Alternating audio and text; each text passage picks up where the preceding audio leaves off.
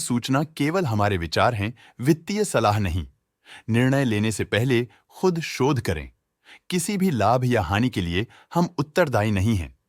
आज हम देख रहे हैं इगोरॉशी मोटर्स इंडिया लिमिटेड के 2025-26 Q1 की standalone financial performance. Starting with the sales, पिछले क्वार्टर से सेल्स में 8% का इंक्रीज हुआ है, मगर कंपनी ने पिछले साल के मुकाबले मार्जिनल सेल्स डिक्लाइन रिपोर्ट किया, around -8%। Expenses 9% quarter on quarter increase हो गए हैं, जो साल भर के -6% के डिक्लाइन के साथ अलाइन करता है। क्वार्टरली सेल्स के कंपैरिजन में एक्सपेंसेस इंक्रीज होना दिखाता है कंपनी ने एक्सपेंसेस मैनेज करने के लिए स्ट्रगल किया। कंपनी ने पूरी साल के दौरान चैलेंजेस का सामना किया। ऑपरेटिंग प्रॉफिट, जो पिछले साल के कंपैरिजन में -22.5% डाउन हुआ है, quarter on quarter around -1% decrease हुआ है। Operating profit margin OPM annual basis पे -2% से डिक्रीज हुआ है और पिछले क्वार्टर के कंपैरिजन में -1% से डिक्रीज हुआ है। एक्सेप्शनल आइटम्स को ऐड करके अदर इनकम पिछले क्वार्टर के कंपैरिजन में लगभग 1.5 गुना बढ़ गई, बावजूद इसकी ईयरली डिक्लाइन -42% हुई है।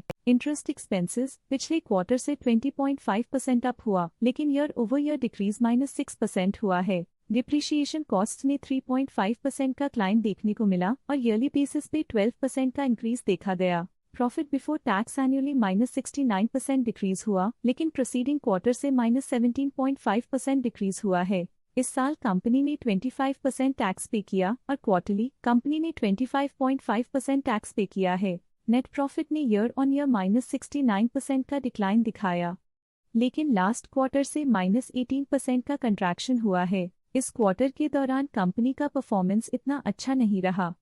नेगेटिव नेट प्रॉफिट लॉसेस को इंडिकेट करता है। वहीं अगर एनुअल एनालिसिस की बात करें तो साल के दौरान कंपनी का परफॉर्मेंस अच्छा नहीं रहा। नेगेटिव नेट प्रॉफिट का मतलब है कि कंपनी प्रॉफिट के कंपैरिजन में नुकसान उठा रही है। अर्निंग्स पर शेयर EPS में ईयरली -69% का डिक्रीज देखा गया, लेकिन क्वार्टरली में 17.5% की गिरावट भी नजर आई। इस क्वार्टर में कंपनी का EPS इतना अच्छा नहीं रहा। नेगेटिव प्रॉफिट कमजोर एफिशिएंसी को दिखाता है। इगोरॉशी मोटर्स इंडिया लिमिटेड के फाइनेंशियल स्नैपशॉट को रिव्यू करते हुए कुछ मुख्य ट्रेंड्स सामने आए हैं जो कंपनी की परफॉर्मेंस पे रोशनी डालते हैं। जून 2022 से जून 2025 तक इगोरॉशी मोटर्स इंडिया लिमिटेड की फाइनेंशियल जर्नी में सबसे पहले बात करते हैं सेल्स की। इस साल सेल्स में 5.5% की वृद्धि हुई है और पिछले 4 सालों में 49% की वृद्धि हुई है, जो एक निरंतर अपवर्ड ट्रेंड को दर्शाता है। पिछले 3 साल से सेल्स लगातार बढ़ती जा रही है, जो मार्केट एक्सपेंशन और कंज्यूमर डिमांड में वृद्धि को दर्शाता है। अब बात करते हैं एक्सपेंसेस की। इस साल एक्सपेंसेस 7% बढ़े हैं और 4 सालों में 46.5% का इजाफा हुआ है। इस साल हालांकि एक्सपेंसेस सेल्स से थोड़ा ज्यादा बढ़े हैं, मगर ग्रोथ रेट्स का करीब होना स्टेडी ऑपरेशनल कॉस्ट को दर्शाता है। इस साल ऑपरेटिंग प्रॉफिट -10% कम हुआ, लेकिन पिछले 4 सालों में 84% का इजाफा हुआ है। इस साल ऑपरेटिंग प्रॉफिट में कमी आई है, लेकिन पिछले 2 साल की वृद्धि रेजिलियंस को दर्शाता है, जो एक अस्थायी मार्केट को संकेत करता है। नेट प्रॉफिट का सफर ऊपर की ओर चल पड़ा है। इस साल 13.5% की चढ़ाई के साथ पिछले 4 सालों में 374% की शानदार वृद्धि हुई है। पिछले 3 साल से नेट प्रॉफिट लगातार बढ़ रहा है, जो फाइनेंशियल हेल्थ को मजबूती देते हुए इन्वेस्टर्स का ध्यान आकर्षित करता है। इस साल EPS में -5% की कमी के बावजूद लंबी अवधि में देखा जाए तो लगभग 3 गुना की मजबूत वृद्धि हुई है। इस साल EPS में कमी आने के बावजूद पिछले सालों की ग्रोथ कंपनी की मजबूत ओवरऑल परफॉर्मेंस को अंडरलाइन करती है। चलिए अब बात करते हैं शेयर होल्डिंग पैटर्न की। इगोरॉशी मोटर्स इंडिया की शेयर होल्डिंग रिपोर्ट्स कुछ इस प्रकार की हैं, जो अननोन 2025 के तक चलता है। ये रिपोर्ट कंपनी के शेयर्स की डिटेल्ड जानकारी देता है, जिसमें promoters, promoter groups, foreign investors, public investors और सरकारी एंटिटीज शामिल हैं।